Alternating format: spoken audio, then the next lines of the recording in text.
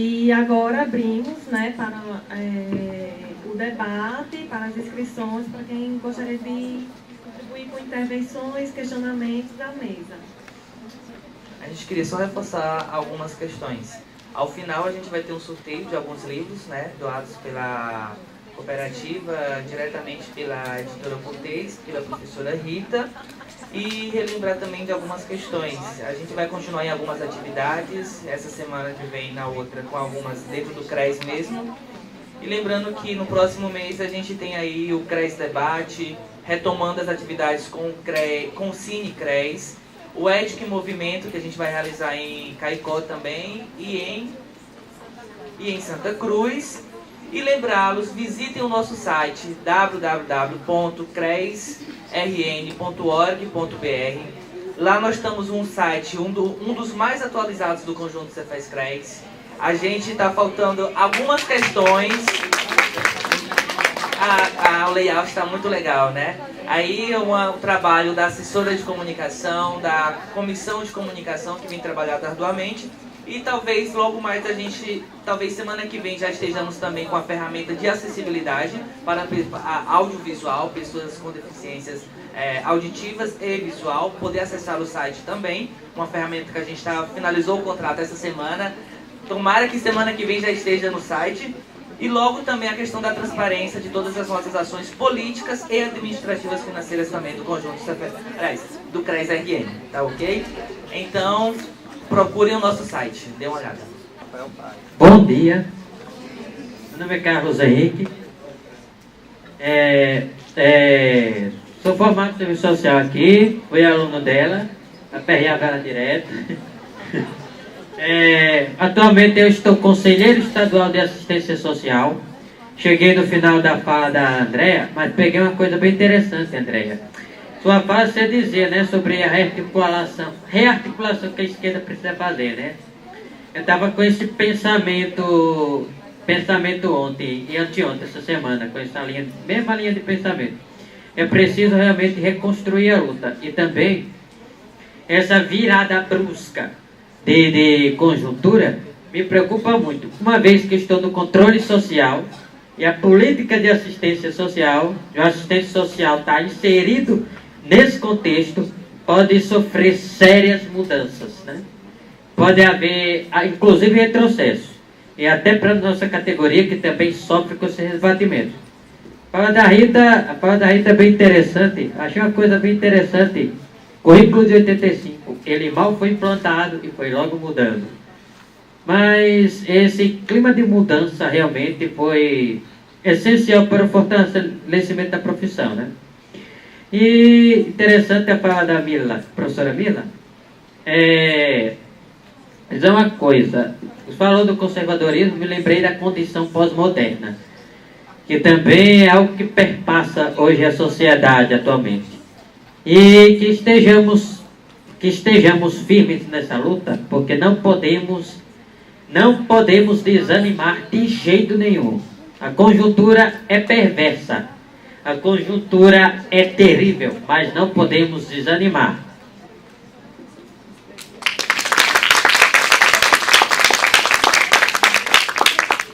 Professora Silvana. Gente, boa tarde já, né? Na verdade, eu não vou fazer nenhuma questão. Eu me inscrevi só, primeiro, para nos parabenizar, né, a todas e todos que estão aqui, e parabenizar estas queridas companheiras que estão na mesa. Eu acho que nós tivemos hoje uma bela reconstrução histórica dessa trajetória dos 80 anos, sobre uma mesma perspectiva, né, de reafirmação da renovação do serviço social crítico, mas particularizando aspectos diferentes que eu acho que enriquecem muito a quem esteve esta manhã aqui. Então, me inscrevi para parabenizar o CRES-RN pela iniciativa do dia de hoje. por essa mesa, pela escolha dos nomes, né, e parabenizar vocês, dizer que a gente já estava ali dizendo que vamos reeditar no grupo de pesquisa, tá, a discussão, convidando, às vezes não dá para convidar todas, porque no caso Dani, Mirlinha não está por aqui, e a gente já explorou muito Mirlinha essa semana, mas Rita, que está aqui, a gente vai fazer mais interlocução dessa importante pesquisa, né, que a Rita vem fazendo aí já faz algum tempo, e a Mirla também. E eu acho que a fala da Dani também, eu acho que é uma fala inspiradíssima, né? Assim, eu fiquei emocionada. Dani, queria assim, parabenizar também nessa conjuntura tão difícil. Eu penso que a gente precisa se alimentar dessa trajetória histórica da nossa profissão, desses últimos 30 anos em particular. Quer dizer, já é mais de 30 anos, né? Já é mais, é que a gente para a gente para nesse negócio de 30 anos, mas já é mais de 30 anos. De 79 para cá, e nos oxigenar, né, para que a gente consiga enfrentar todas essas dificuldades que a conjuntura nos provoca. Então, fico também muito feliz com a presença de assistentes sociais, companheiros de luta, que fizeram a história, que fazem a história desse conselho aqui. Nós sabemos dos desafios que temos, do processo da organização da nossa categoria no Brasil e Natal e no Rio Grande do Norte em particular, mas também feliz com a presença das novas gerações, né, dos estudantes em particular, que têm a possibilidade de, junto com a categoria, dividir essas reflexões e alimentar essa cultura crítica que mais do que nunca a gente precisa. Então eu queria agradecer enormemente por essa manhã, que eu acho que é uma manhã de história, é uma manhã de ânimo numa conjuntura tão difícil. Obrigada e parabéns a vocês.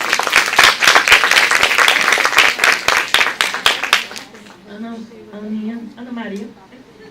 Não é exatamente uma pergunta, mas é uma reflexão, né? Assim, as implicações do conservadorismo atual, tanto no processo de formação profissional, porque aí eu vejo Rita falando lá no início do serviço social, coisas que a gente ri, né, que acha absurdo, a gente ri. E ontem eu me deparo com uma pessoa que acabou de concluir, teoricamente, o curso de serviço social, e uma das disciplinas era Cristologia, Mariologia. E aí eu fiquei, na hora, eu nem poderia expressar isso, mas o que é isso que eu não estou entendendo? Então é um... Não, tem que dizer. É um processo mais complicado, que está em análise. E aí a história de Cristo, a história de Maria no curso de serviço social, né? Como é que esse conservadorismo hoje está se apresentando, né, na nossa profissão, e como é que a gente tem que se articular para enfrentar de uma forma muito contundente, né? E aí também, na mesma medida que me angustia, é a participação política da categoria, né? Seja no Conselho Regional de Serviço Social, se reconhecer como membro desse conselho, que não é só a diretoria, como sujeito, né, da profissão, e aí também na participação nas nossas comissões, que a gente não consegue. Por quê? Porque não tem participação nos eventos, né? A gente tentou discutir no Cinecres, né, sobre a questão de gênero. Eu sei que a dimensão quantitativa não é o essencial, a qualitativa é o que é fundamental no processo, né, de formação, de consciência e tudo mais. Mas uma profissional participou, apenas uma. Embora...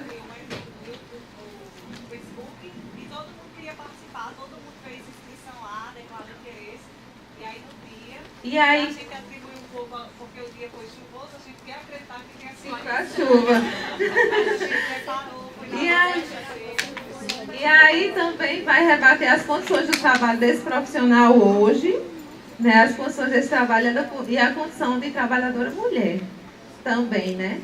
Porque assim, nós, assistentes sociais, a grande maioria, no mínimo são 2 jornadas, no trabalho e em casa. E a terceira, que é a política. Quem é que tem condições de encarar esse desafio? Né? A gente encara e sofre muito, muito mesmo, para encarar esse desafio. E como perpassa a dimensão, né, do gênero nessa questão do conservadorismo, também da reestruturação produtiva, né, que vai rebater no campo do trabalho do assistente social, que muitas vezes, além, vamos contar a jornada, além de casa, da atividade política, que também seria uma outra, o trabalho, a remuneração do assistente social, um vínculo não dá conta dele se sustentar. E aí, são 2 vínculos, a gente toma mais uma carga de trabalho aí. Né? É um desafio muito grande para a nossa categoria. E a vida social. Então, são essas reflexões do conservadorismo hoje na nossa profissão que está cada vez me angustiando. Assim, como a gente vai traçar estratégias políticas para enfrentar isso. Né?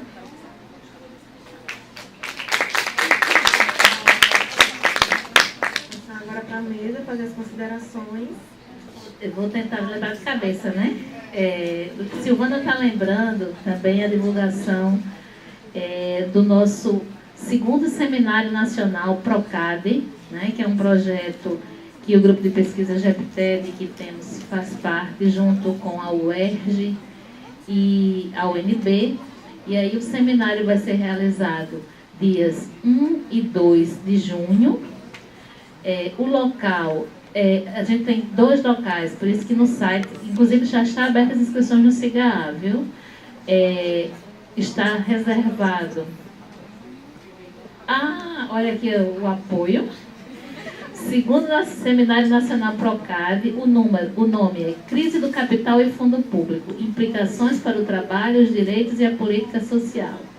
Dias 1 e 2 de junho, vai ser uma parte da programação aqui no auditório do NEFSA e outra parte no auditório da Biblioteca Central, certo? Da BCZN. E aí, poucos dias antes do evento, a gente confirma onde vai ser o local, porque, na verdade, a biblioteca está reservada, mas está com problema de ar-condicionado.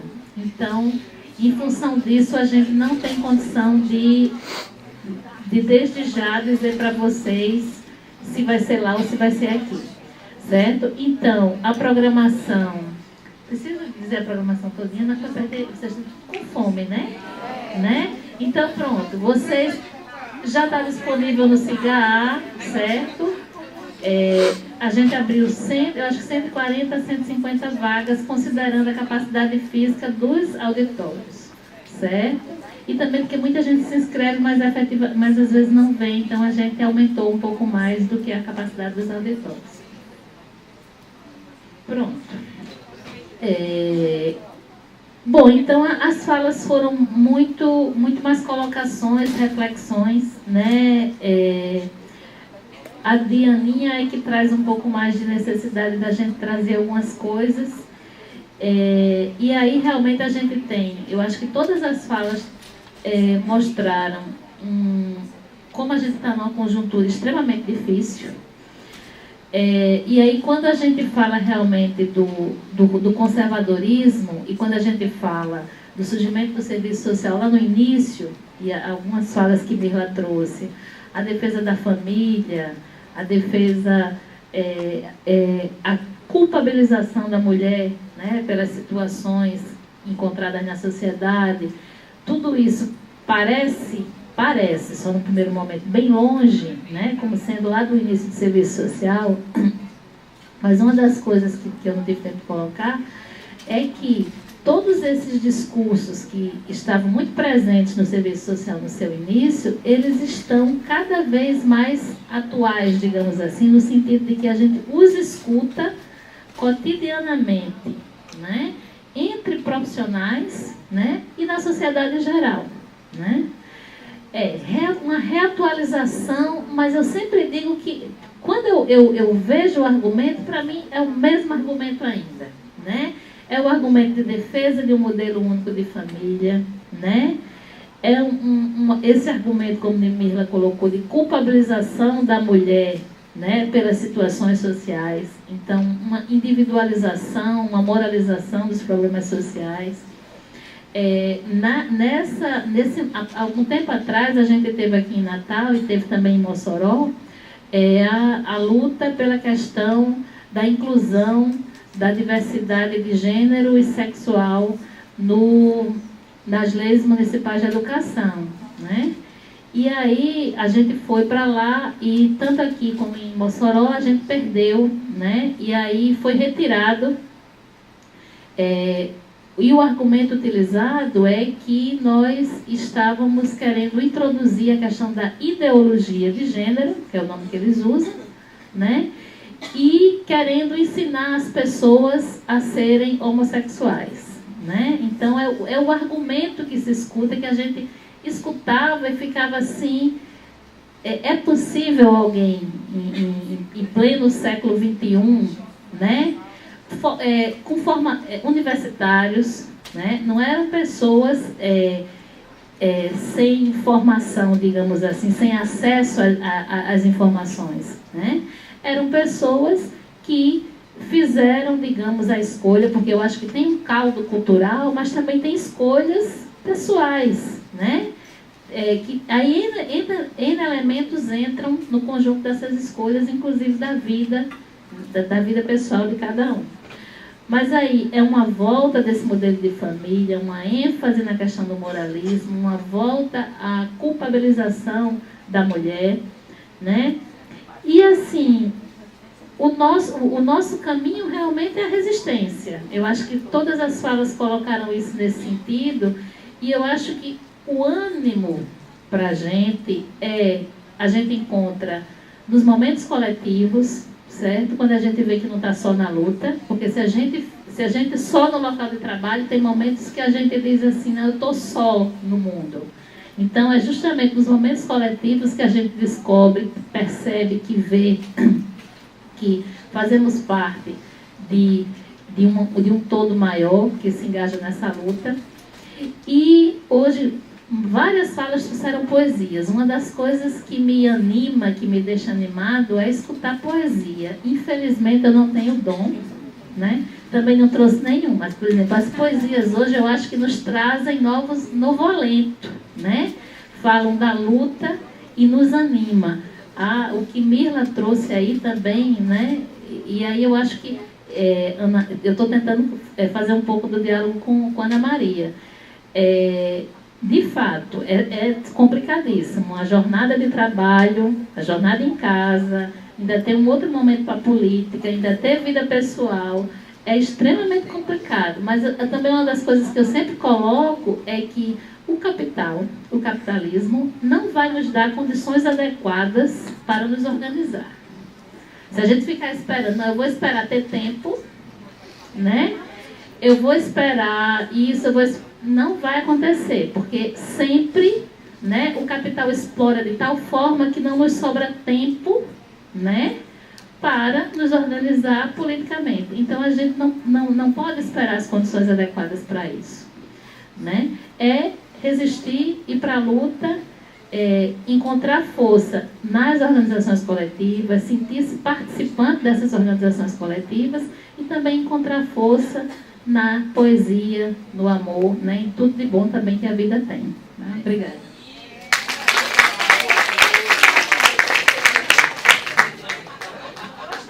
Então, também, como Rita colocou, não houveram perguntas, né, diretamente formuladas, então eu vou me ater. Eu concordo com essa situação desorganizadora, que é a fome. Então eu vou me ater a um aspecto. A chuva no Nordeste sempre foi antirrevolucionária. Até a aula a gente não ia quando chovia. Imagina para a mobilização. Super. Mas precisamos dela também. É um elemento para a vida aqui, né? Mais do que em outros lugares. Então, eu vou me ater a um aspecto que o Carlos Henrique colocou, que é a questão, então, das estratégias de organização que nós precisamos mobilizar e os diálogos possíveis e com que características essa organização de esquerda, essa resistência precisa ser construída. Também uma característica que pode nortear um pouco o debate da nossa inserção como assistentes sociais, tanto nas frentes ampliadas ou como também nas experiências nos espaços de trabalho. Existe hoje já algumas reflexões importantes sobre o que foi, eu já ouso dizer isso hoje, a experiência do PT no governo, né? Então, essa relação entre o chamado projeto desenvolvimentista e o que também muito chamou de projeto democrático popular, que tem aí na sua base, primeiro, um grande acordo de conciliação de classes, né? Pelo menos essa sempre foi a intenção do Lula, desde a Carta aos trabalhadores, ao povo brasileiro, né? Onde ele dizia, trabalhadores, classes mais, né? Todos os segmentos populares, nós vamos lutar pelos direitos, mas capital internacional, financistas, não se preocupem, não mudaremos nenhum dos contratos, não mexeremos em nada, como o Temer falou ontem no discurso dele também, ele já teve essa preocupação de dizer, nossa preocupação é a estabilidade econômica desse país. Então, essa base onde o PT deu continuidade de uma forma, claro, diferenciada, né, de um projeto garantindo os interesses da acumulação capitalista com a particularidade nacional, ela já era uma experiência que, de forma diferenciada, a social-democracia já tinha construído, especialmente nos anos 50 e 60, e que possibilitou avanços muito importantes para as classes trabalhadoras, mas numa conjuntura absolutamente diferente de um avanço da acumulação nos anos 50 e 60, que permitia a esse desenvolvimento da riqueza ser socializado de modo a garantir algumas conquistas mais estruturantes, principalmente ao capitalismo dos centros. A periferia sempre foi uma relação diferenciada com essas conquistas. Então, quando a gente pensa o contexto já dos anos 90 e a passagem dos anos 2000, que é onde acontece o núcleo duro das políticas do PT no governo, elas não têm menor condição, já inclusive como ideia, como proposta, de fazer de fato a ampliação ou a sua expansão de direitos mais estruturais e universais, seja no campo do trabalho, seja no campo da seguridade social.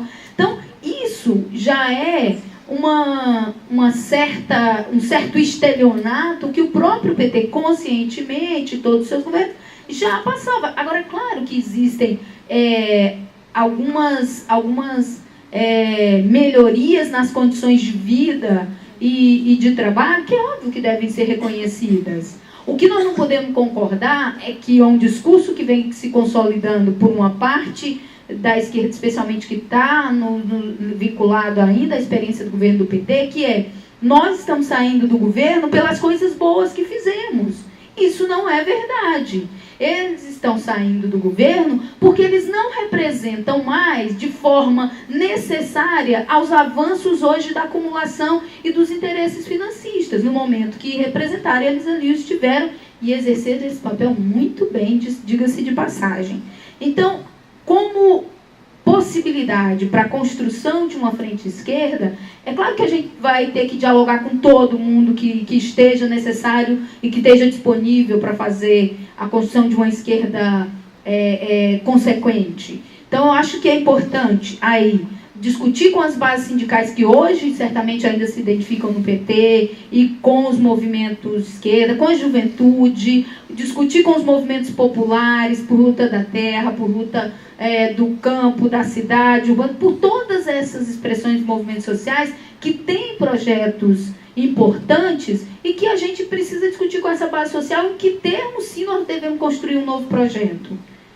Esses termos não estão dados, mas a gente tem algumas diretrizes. Uma primeira delas, que necessariamente tem que ser um projeto classista. Isso claramente, não dá mais para apostar como um acordo, um pacto de classes, como foi feito. Isso nós já vimos que nós só perdemos sucessivamente nesse pacto. Um outro princípio também importante é que seja uma esquerda anticapitalista. Que o objetivo dos ganhos agora, no âmbito da cidadania burguesa, seja com intenção de tensionar cada vez mais as condições reais dessa sociedade, para que nós possamos construir um projeto diferente desse. E, por fim, não dá nós, do capitalismo da periferia, de falar de uma luta de esquerda sem falar de uma luta anti-imperialista. Porque nós temos que identificar onde estão os comandos de centro para esse processo de exploração e dominação, inclusive este momento contemporâneo que a América Latina vivencia. O comando está aqui, mas também está externo. Então, essa luta tem que ser uma luta também anti-imperialista.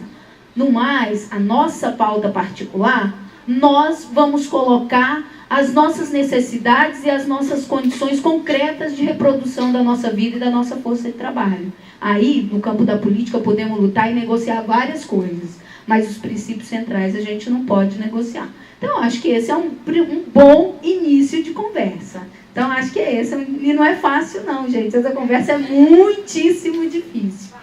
Então, tem várias conversas aí. Então, eu queria também agradecer o convite do CRES, agradecer a acolhida, né, sempre muito calorosa de estar aqui na Universidade Federal do Rio Grande do Norte, e complementar um pouco o que a Silvana dizia, de que os debates, né, nesse momento a gente não está conseguindo fazer muito perto, porque eu não estou muito perto, mas eu estou chegando. A partir do próximo semestre eu serei uma trabalhadora desta universidade, vou ter a grata oportunidade de trabalhar com esse corpo docente e discente aqui na Universidade Federal do Rio Grande do Norte, nesse departamento, com toda essa história aqui que a Rita já apresentou. Então, muito obrigada por todas as acolhidas e pelo carinho, né, nesse processo de chegada. Muito obrigada.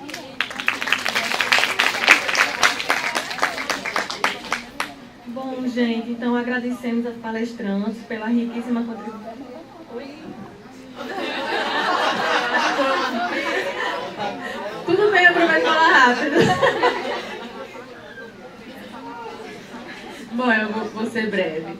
Eu queria só ressaltar, diante especialmente da reflexão que a Ana nos trouxe e que revela os desafios, né? Acho que ao longo do nosso legado político no serviço social sempre foi muito desafiador a preocupação diante também da gente não incorporar um messianismo. Como a gente atinge um processo de uma consciência mais crítica, que é resultado da nossa formação profissional, da nossa relação com as lutas, com os movimentos sociais, às vezes a gente tende a botar o peso do mundo sobre as nossas costas. E ele pesa muito, né? E como mulheres também, as que são mães, enfim, que têm várias jornadas, isso também é muito desafiador. Então, acho que a gente tem que ter um pouco de cuidado para não nos responsabilizarmos por todo o mundo, como se nós pudéssemos fazer a revolução, que nós não faremos, nem nós, nem nenhuma outra profissão. Mas, ao mesmo tempo, nós não podemos nos desresponsabilizar com o nosso papel político, não só como assistentes sociais, mas como pessoas inseridas nesse mundo. E aí sim, aí a gente tem formas de militância, que pode ser em diferentes espaços, em diferentes organizações. E aí eu ressalto, né, que diante dessa conjuntura, mais do que nunca, a gente precisa soldar laços de pertencimento de classe, identificar as resistências, porque eu penso que são elas que nos revigoram, porque senão a gente realmente cai no entreguismo, nem ser messiânico, mas também não nos entregar, não deixar essa conjuntura simplesmente nos atropelar. E para isso, identificar as resistências, os focos de resistência, hoje são fundamentais. Eu acho que é uma questão até de saúde mental. E aí a gente precisa sair do nosso umbiguismo mesmo. É a importância da gente se reconhecer como sujeitos políticos, encontrar outros sujeitos políticos coletivos e tentar fortalecê-los. E lógico, dentro do nosso próprio trabalho, a gente pode e deve fomentar, dentro do possível, esses focos de resistência e as lutas.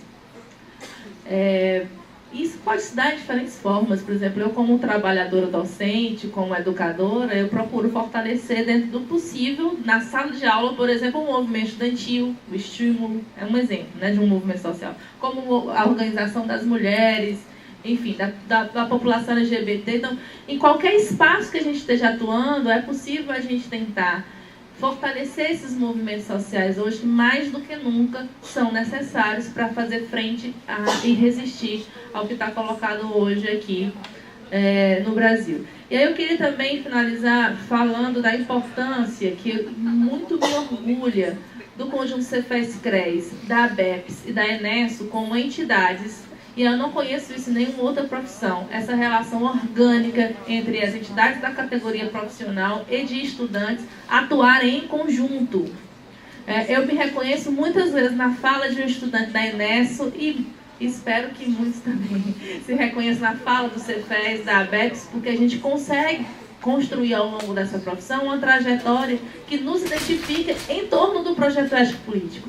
Projeto ético-político do serviço social, que por sua vez está associado à luta por uma outra sociedade. É um projeto político também associado a um projeto societário. Então, é isso que dá o tom diferente nessa profissão, é isso que me enche muito de orgulho e de esperança e de força para a gente continuar lutando, porque certamente não é o nosso projeto ético-político que está em crise, e a gente tem que tentar deixar claro que quem está em crise é o capital.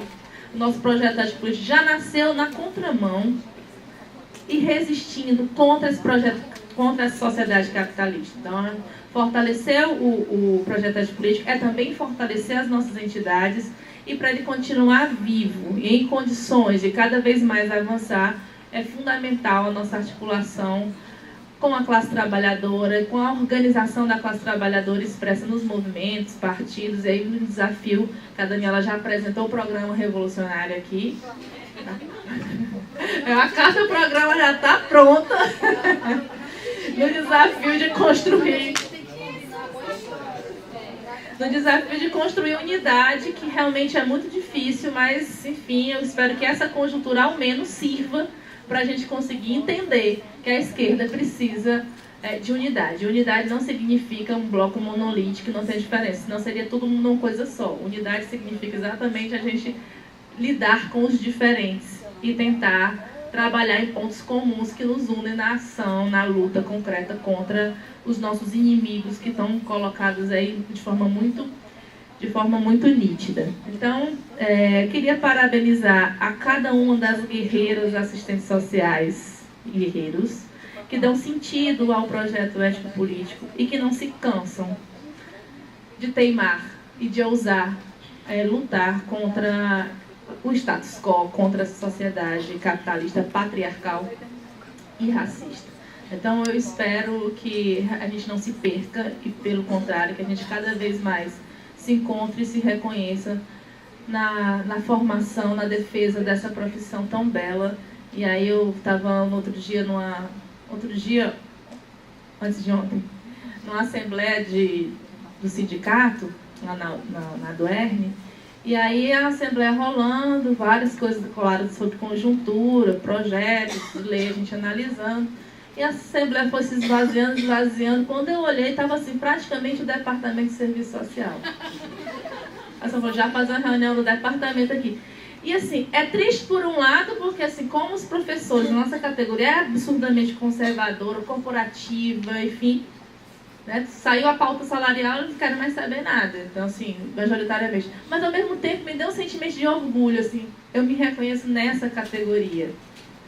Como eu fui também uma vez, eu estava lá na UF, no Rio, em Niterói, aliás, estava tendo uma assembleia também, eu observei cheios de professores do serviço social. Né? Isso não é uma coisa isolada lá em Mossoró, certamente aqui também. A nossa profissão, ela é aguerrida, ela é de luta e ela continuará sendo, e nós vamos defender isso até o fim. Isso não quer dizer que não tenha conservadoras. Conservadorismo, como a gente já pautou aqui. Mas nós não nos renderemos. E nós sempre nos fortalecermos nesses encontros. E é sempre muito revigorante poder nos reconhecer umas nas outras, nessa perspectiva do fortalecimento das lutas. Então, sigamos. Bom, agradecer às palestrantes pela riquíssima contribuição e nesse momento, né, encerramos a mesa. E até breve, nos próximos momentos, né, ainda vai ter um mini curso agora para quem está inscrito de 2 horas. E, no caso, para eu e Lisete, a gente poderia combinar pelo menos 2h30, já que é 1 hora para a gente almoçar. É 1 hora. Pronto. Certo, nos organizamos.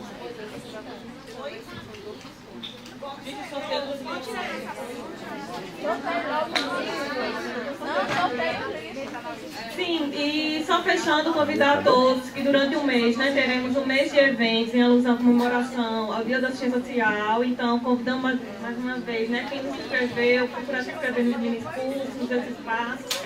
Contamos com o apoio e a colaboração de vocês.